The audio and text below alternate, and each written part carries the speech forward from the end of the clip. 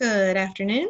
Today I'm going to try to show you how to use JSTOR and using it from home, since in this situation we are stuck at home. But you can still do lots of research from home, and actually because of JSTOR we have very good resources at the University of Mobile Library. I'm going to share my screen, and there we go.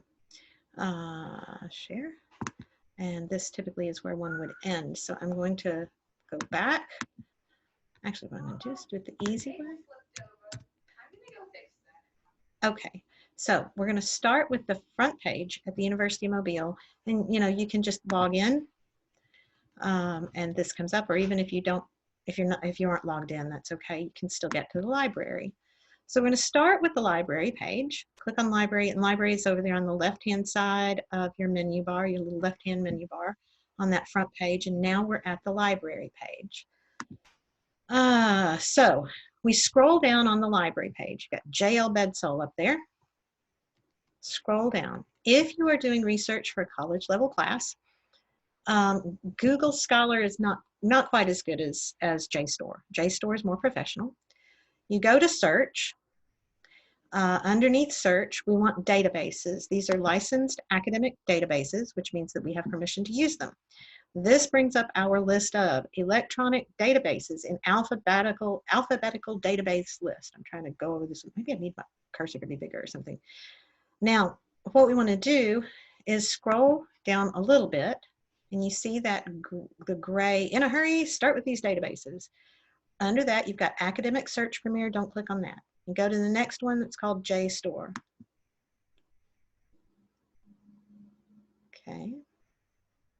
Now you have this blue, light blue square or rectangle, and you can just click in search JSTOR, but don't do that, please. You'll wind up with things you don't need. I'm teaching Southern literature right now, and we've been working on Faulkner, and just as one example, Faulkner, at least when I was working on my dissertation, Faulkner was second only to Shakespeare in the amount of research written on him. At that time, about 23 years ago, there were 3,000 publications. So you don't want to just do search JSTOR in general. You want to go to advanced search to narrow what you get. So here we have advanced search, and you have lots of search boxes you can add. See, you can add a search box, the little blue box down there under your little search boxes. Add a search box. We don't really want to do that because then it's going to narrow it down so much that you might have trouble. But we'll try Faulkner, and I'm going to type in Keats, K-E-A-T-S, and then we're going to scroll down a little farther, and you can see select under add a search box, you can see select an access type. Under select an access type, you want content you can access, so you can just leave it on the default, content I can access. So that, because what you want to be able to do is download full articles that you can print out or read online. So you have content I can access. Now, you don't really want to search yet. You want to scroll down a little bit more under narrow by. Really all you want are articles. You don't want reviews. Okay, what you want is an article, because it will be a scholarly article, and you want the article to have been peer reviewed. The articles they have here will be articles that were reviewed before they were published in scholarly academic journals. Mostly college professors and other kind of researchers wrote these articles. They sent them to other college professors who looked at them and said either that's terrible and they threw them away, or they said, here are some changes that need to be made. They went back to the author, they were revised, and then only were they allowed to be published in a scholarly journal. So that's why you want JSTOR instead of another kind of source. So you're going to go to articles. You could get books. There could be books that you could get PDFs of, but that's not necessarily what you want to do. If you want to find books, that's great. But it may be, to me, it's difficult to read a whole book online. But you do not want reviews. The reviews are just like movie reviews. the reviews will be of the articles and of the books. And so they'll say that article or that book is really good because of this or that or the other. You can't use that as research. You want to use the articles themselves, not what somebody said about the article. You want the real article. You might use research reports for science, research papers, science or sociology or something like that. If you were doing a paper on a coronavirus, for instance, you might do research reports on vaccines or the possible treatments or something like that that are out right now. Pamphlets, it would depend on the kind of paper that you're writing, but if you had pamphlets, it might be you know, I don't know, how to wash your hands or something like that. You might be looking at those kinds of things. So pamphlets are not going to be quite as helpful, especially in a literature research paper. So just stick with articles. You want to check languages probably so that you get articles that are in English. Now, if you speak another language, it's fine to use articles in other languages.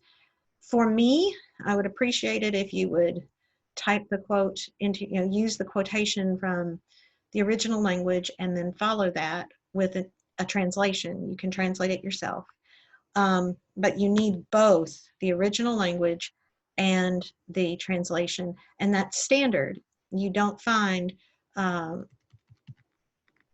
research paper that has it only in the first language. You want it to be translated into the reader's language. So you're paying attention to your audience. Okay, now we kind of go back up to the top. We've got Faulkner and Keats.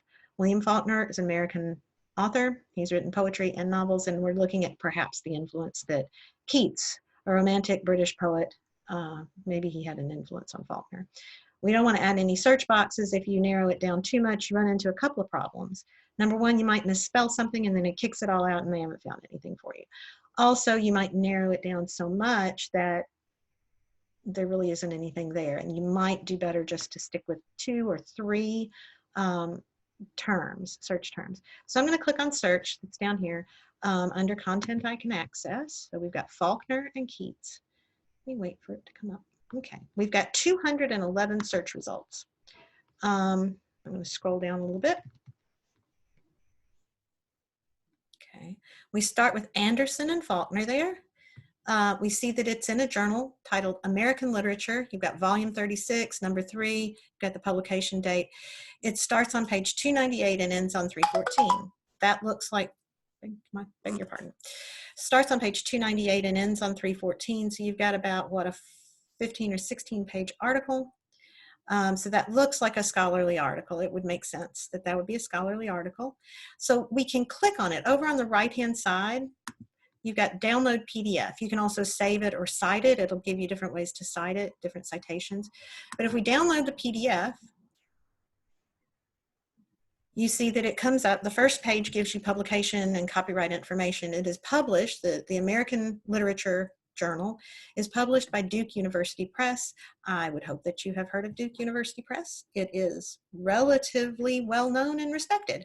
So we can assume that this is a scholarly journal that is peer-reviewed and would have good information. You also have your citation information right there. So you've got the author, the title of the journal, where it's published, and how you accessed it. If you scroll down to the next page, you see that it's got the title, the author, and more. So you've got the whole article there. I'm going to go over to the right and just scroll quickly. It's not going to do it the right way. Well, yeah, it kind of did. Let's see, Anderson and Faulkner. Maybe if I can go this way. Yeah, that's good. It's a whole PDF of the whole article. And I'm going to go all the way to the bottom so that you see another little point of research. Okay. You'll notice that there are many footnotes, which shows that you've got this one right here. It is numbered 37 or something. Anyhow, you've got good footnotes at the bottoms of the pages, indicating that they have done good research. And there you go. That's your whole article. And you can print it out. If you go up here to the top, you get the printer, click on the printer, and whatever printer you are linked to will give you the article. You can print it out. If you have questions, the I'm going to stop share if I can figure out how to do that.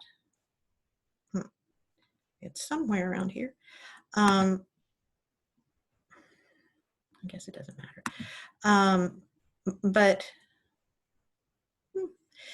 oh, there we go. If you have questions, please feel free to text me or email me. Also, on the library webpage, you can find links to the Ask a Librarian, and our librarians will be great, great resources as well. So ask them for help as well. But I hope this helps you in doing your research for your research papers this semester. And again, if I can help you, just give me a text or ask in our class meetings. Thank you very much.